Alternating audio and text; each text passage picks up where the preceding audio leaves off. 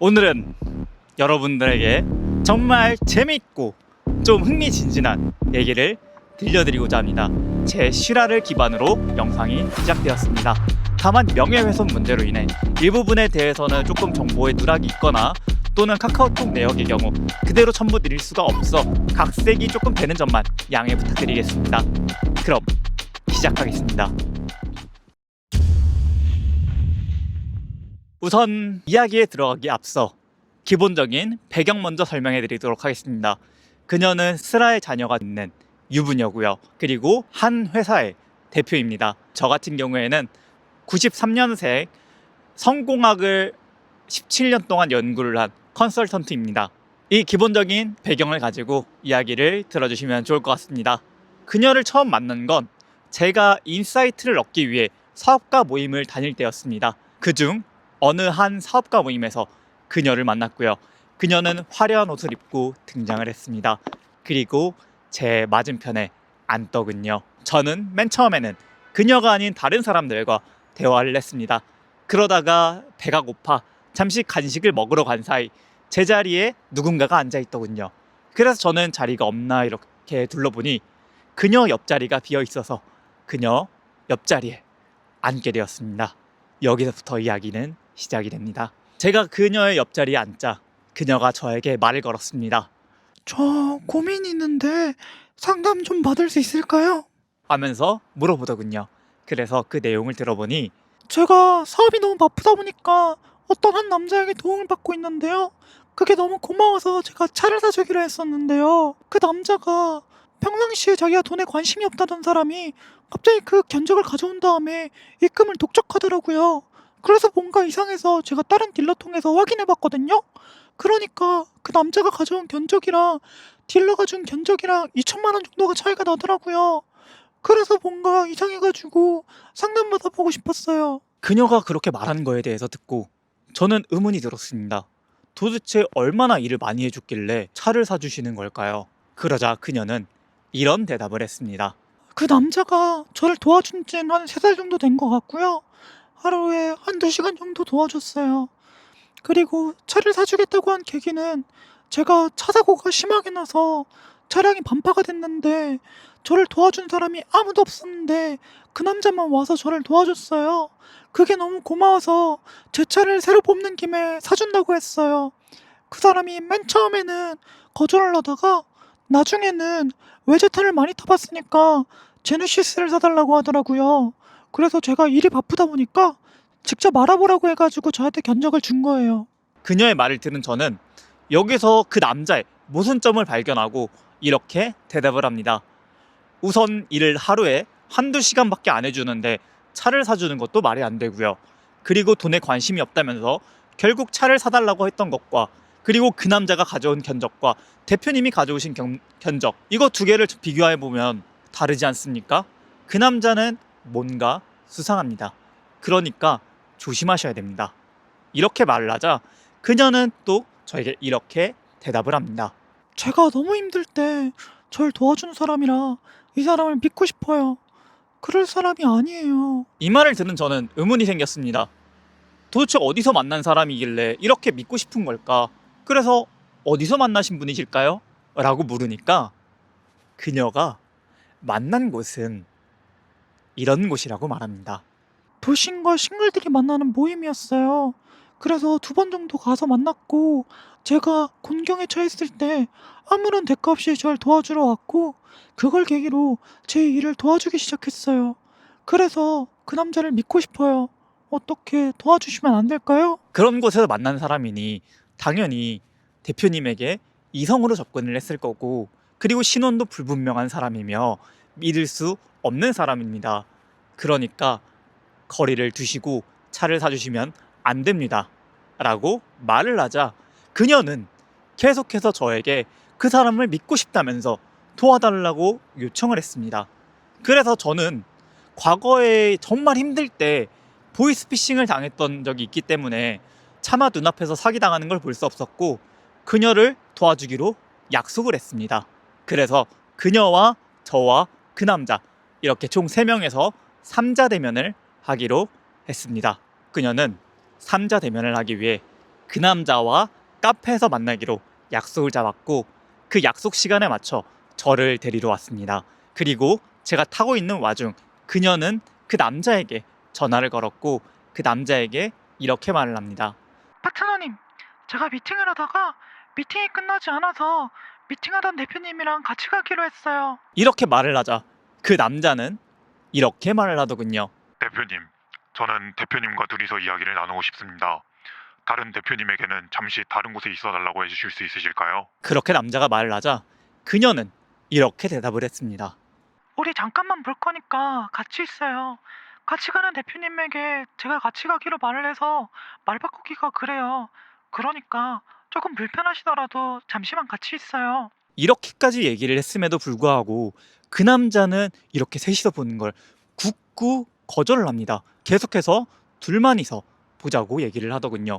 심지어 저보고 바꿔달라고 해서는 이렇게 얘기를 합니다. 대표님, 제가 그녀와 따로 하고 싶은 말이 있기 때문에 자리 비켜주실 수 있으실까요? 그래서 이렇게 물어보는 걸 들은 저는 그냥 돌직구로 이야기를 합니다. 제가 가서 물어볼 게 있으니 한번 얘기하시죠. 그렇게 얘기를 하고 통화를 종료하고 그렇게 같이 가게 됩니다. 이 대화 속에서 그녀는 수상함을 느낍니다. 왜냐면 떳떳하다면 제3자 대면을 하는 걸 꺼려하지 않았겠죠. 근데 그 남자는 정말로 극렬하게 반대를 했었습니다. 도착을 해서 그 남자를 보니 정말 키가 훤칠하고 얼굴도 잘생겼습니다. 목소리도 중저음에 좋더군요. 그래서 제가 곰곰이 이제 와서 사건을 재구성해서 생각을 해보면 그녀가 그렇게 믿고 싶었던 이유는 그 남자의 외모나 그런 것 때문이 아니었을까라는 의구심이 조금 들긴 합니다. 아무튼 본론으로 돌아와서 그 남자와 저와 그녀 이렇게 3자가 카페 테이블에 앉아 대화를 시작을 했습니다. 맨 처음에는 그녀가 신변 잡기로 이 말꼬를 쓰더군요. 그 말을 듣다가 저는 굳이 이렇게 둘러서 얘기를 해야 되나 싶어서 그냥 직접적으로 물어봤습니다. 대표님이 가져온 견적과 파트너님이 가져온 견적이 2천만 원 정도가 차이가 난다고 하는데 이건 왜 그런 걸까요? 라고 물어보자 그 남자가 그 서류를 곰곰이 보더니 이런 얘기를 합니다. 이거 보니까 2천만 원이 아니라 1,500만 원 차이가 나네요. 그 말을 들은 저는 정말 웃겼습니다. 아니 1,500만 원이든 2천만 원이든 그게 뭐가 중요합니까? 견적 자체가 1,000만 원 이상 정말 큰 차이가 나는데 그래서 다시 한번 물어봤습니다. 왜 1,500만 원이나 차이가 나는 걸까요? 그러자 그 남자는 이렇게 발뺌을 했습니다. 친구가 소개시켜준 딜러였고 저는 견적에 대해서 잘 모릅니다. 대표님이 빨리 뽑아달라고 해서 빨리 뽑기 위해 노력을 했을 뿐입니다. 그래서 저는 이렇게 물어봤습니다. 제가 이야기를 들어보니 파트너님께서는 직원이 되고자 하셨다라고 들었다. 당연히 직원은 대표의 돈을 아껴줘야 되는 사람이다. 그렇다면 견적을 여러 군데 확인해서 그래서 돈을 절약시켜줘야 되는 거 아니냐. 이렇게 비싸게 나오는 건 말이 안 된다. 라고 하자 그 남자가 이렇게 변명을 합니다. 대표님이 차를 빨리 뽑아달라고 하셔서 빠르게 뽑을 수 있는 차량으로 구하느라 비싼 겁니다. 그 말을 들은 저는 모순점을 발견합니다. 그녀는 저를 차를 태워주러 왔고 그 차는 그녀의 것이라 했습니다.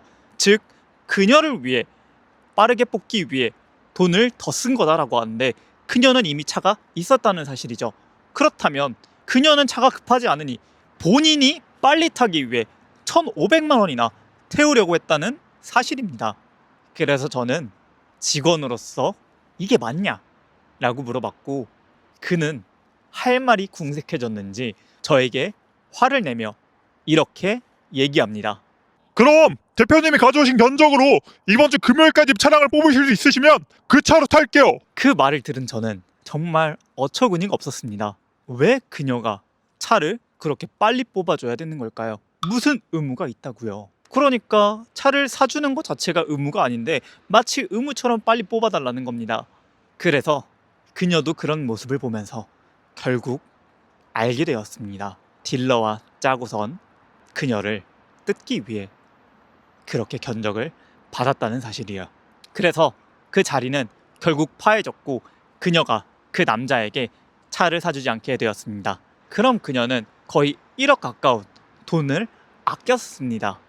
그리고 그녀는 저에게 이런 요청을 합니다. 합당한 페이를 많이 드릴 테니까 사업 도와주실 수 있으실까요?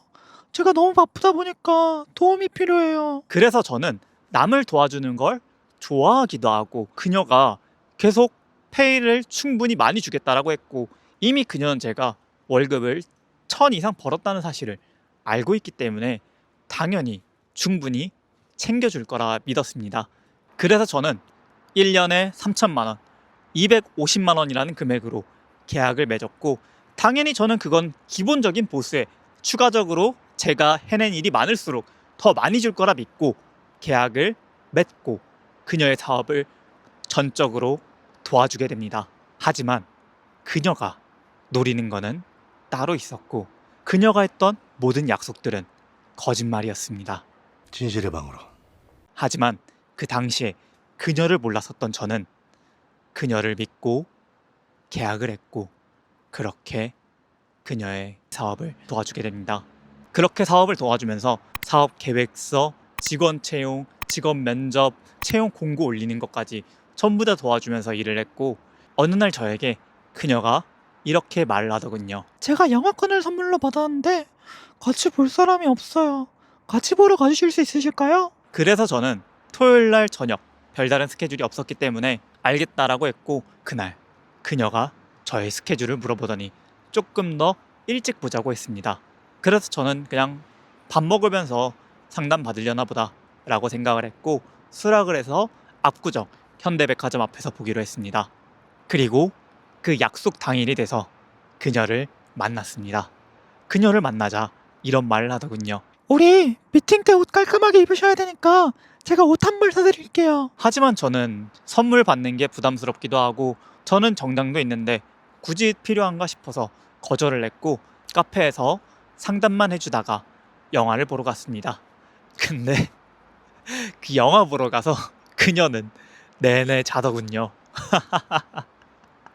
왜 보자고 했는지 그 당시에는 이해가 가질 않았습니다. 하지만 그 다음날 그녀가 옷을 사주겠다면서 환심을 사려고 했던 이유가 나옵니다. 그녀는 저에게 이런 카톡을 보냅니다.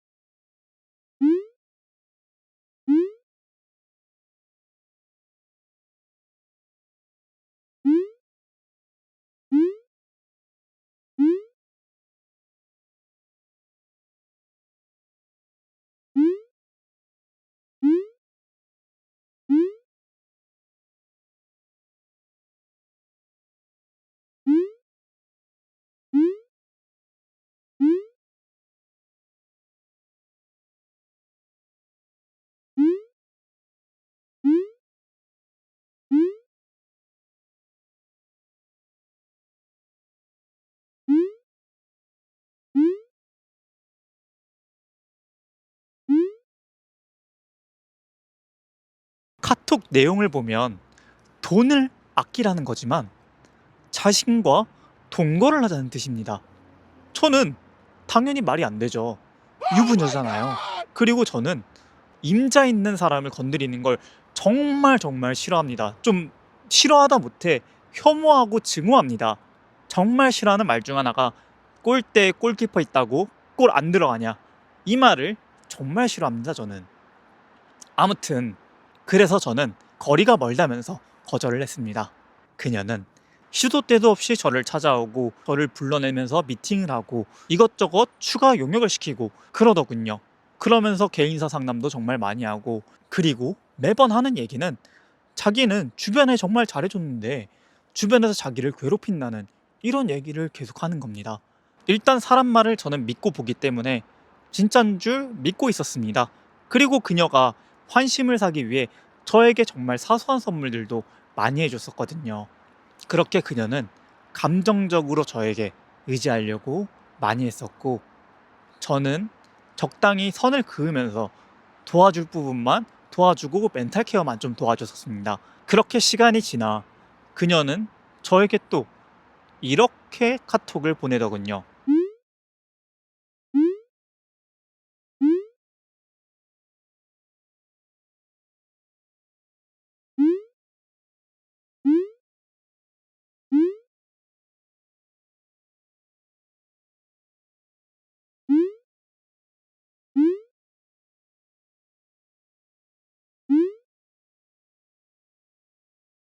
이 카톡은 언뜻 보면 본인의 출장 미팅을 도와달라는 얘기지만 자세히 들여다보면 본인이 혼자 쓰기엔 방이 넓다. 즉, 한 방을 같이 쓰자라는 뜻이 내포되어 있었습니다. 그래서 저는 그냥 검토해보겠다면서 둘러댔고 그녀는 계속해서 부탁을 하고 저는 계속해서 거절을 하다가 결국 도와주러 가기로 했습니다. 출장에 도착을 해서 미팅을 끝내고 방에 들어가 보니 이게 무슨 일입니까? 방에 침대가 하나밖에 없는 겁니다. 큰 침대로요. 그래서 저는 소파에서 자겠다고 계속해서 말하니 그제서야 그녀는 저에게 호텔 서비스로 침대를 받을 수 있다고 말합니다. 그래서 그렇게 호텔 서비스를 받아 침대를 설치를 하고 짐을 다 풀고 그녀는 저에게 맛있는 걸 먹으러 가자면서 자기가 잘 아는 맛집이 있다고 같이 가자고 합니다. 그래서 저는 운전을 해서 그 맛집으로 갔습니다. 근데 가보니 거기는 술집이었습니다. 그녀는 분명 제가 술을 못 먹는 체질이라는 것을 알고 있었음에도 술집으로 데려간 것입니다. 그리고 그 술집에 들어가서 메뉴를 시켜서 그녀는 술을 먹고 저는 음료수를 먹었습니다. 그렇게 음식을 먹고 있는 와중 그 사장님의 말들이 정말 묘합니다. 자꾸 그녀와 저를 커플로 묶더군요. 그래서 저는 다른 손님들도 있는데 거기서 강하게 거절을 하면 그녀의 체면이 상하는 거라 저는 부정을 할 수 없었고 그냥 웃어 넘겼습니다. 근데 그녀는 그런 상황을 정말 즐기고 있더군요. 정말 수상하지 않습니까? 그리고 그녀는 취하더군요. 음료수만 먹었던 저는 그녀를 태워 호텔로 데려갔습니다. 그리고 각자의 침대에서 잠을 자게 됩니다. 그 다음 날에도 미팅을 하였고 그 미팅이 끝나자 그녀는 본인이 예약을 했다면서 파르나스 호텔 라운지로 저를 데려갑니다. 파르나스 라운지에 도착을 해서 알고 보니 라운지는 인당으로 결제를 하는 거였고 이미 저에 대한 요금은 결제가 됐고 나오는 거는 술과 안주밖에 없기 때문에 저는 돈이 아까워서라도 술을 마셨습니다. 하지만 저는 제 주량을 정말 잘 알고 있기 때문에 잘 절제해서 마시자 그녀는 2차를 가자고 하더군요.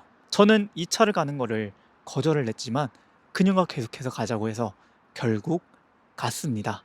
또 본인이 잘 아는 곳으로 데려가더군요. 거기에 사장과도 친하게 이야기를 하고 저를 눈도장을 찍는 겁니다. 그리고 그녀는 거기서 또 취하더군요. 왜 술도 못하는 제가 출장 내내 그녀의 술접대를 했어야 되는 거고 그리고 그녀는 왜 매번 취했던 걸까요? 모든 게 의문투성입니다. 그 이후에도 그녀는 계속해서 저를 불러내면서 미팅을 다녔고 추가적인 실무를 요청을 했으며 그리고 자꾸 자기의 힘든 것들을 하소연을 하고 그녀는 그만두고 싶다면서 심리적으로 자꾸 저에게 기대려고 합니다. 그녀로 인해 제가 주말에도 일을 하고 있음에도 불구하고 저를 불러내서 위로를 해달라고 합니다.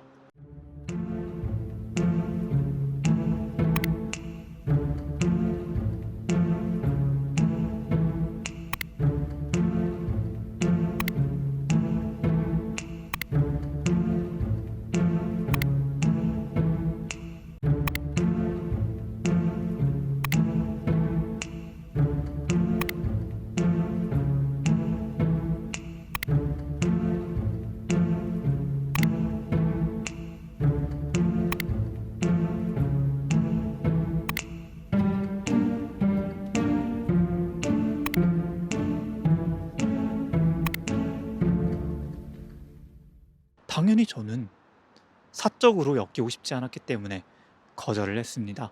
그리고 2월 교육 일정이 잡혔습니다. 그 교육 일정은 오전 9시부터 저녁 10시까지 총 13시간을 일을 했어야 됐죠. 그리고 제 집으로부터 그 교육 장소까지는 대중교통을 이용할 경우 가는데 2시간, 오는데 2시간, 총 4시간이 걸려 17시간이 소요되며 차량으로 이동했을 경우 2시간 반 정도가 걸립니다. 그녀는 몇 번이나 저를 데리러 와봤기 때문에 그 정도의 거리 차이를 잘 알고 있습니다. 그래서 그녀는 교육 일정을 이유로 저에게 합숙을 제안합니다. 그래서 저는 고민을 하다가 그냥 자는 곳만 달리하면 되지 하는 생각에 승낙을 하였습니다. 그리고 시간이 지나 저는 썸녀가 생겼습니다. 그래서 그녀에게 1월 20일 날 썸녀가 생겼다고 말했고, 그때부터 그녀의 태도는 묘해지기 시작했습니다. 1월 25일 날 본인이 맨 처음에 아침 대접을 해준다 그랬고 저는 괜찮다고 했습니다. 그러자 그녀는 저보고 아침을 대접을 해달라는 카톡을 보냅니다.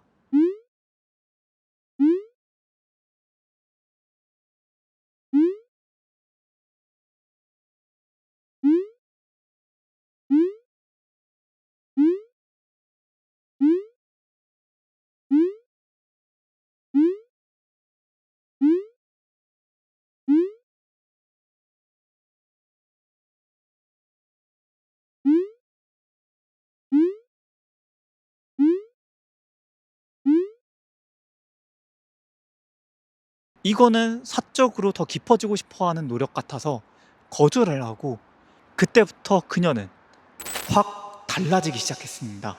갑자기 그녀는